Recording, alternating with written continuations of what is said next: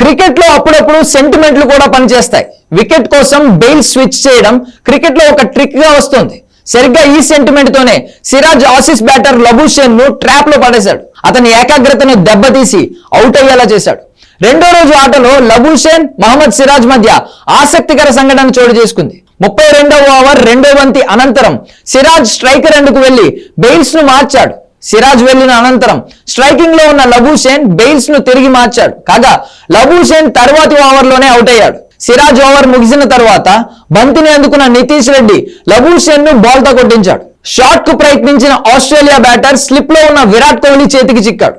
నిజానికి లబూషేన్ మరో వికెట్ పడకుండా ఏకాగ్రతతో జాగ్రత్తగా ఆడుతున్నాడు.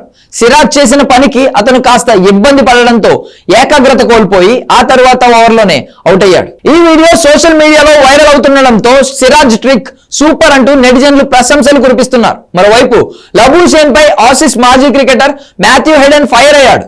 సిరాజ్ చేసిన దానికి స్పందించాల్సిన అవసరం ఏముందంటూ ప్రశ్నించాడు. అప్పటి వరకు ఎటువంటి ఇబ్బంది లేకుండా 55 బంతులాడిన లబూషేన్ ఎప్పుడైతే బెయిల్స్ ను మార్చాడో ఏకాగ్రత కోల్పోయాడన్నాడు. తాను గనుక క్రీజ్ లో ఉండుంటే బౌలర్ అలా చేసినా పట్టించుకునేవాడిని కాదన్నాడు.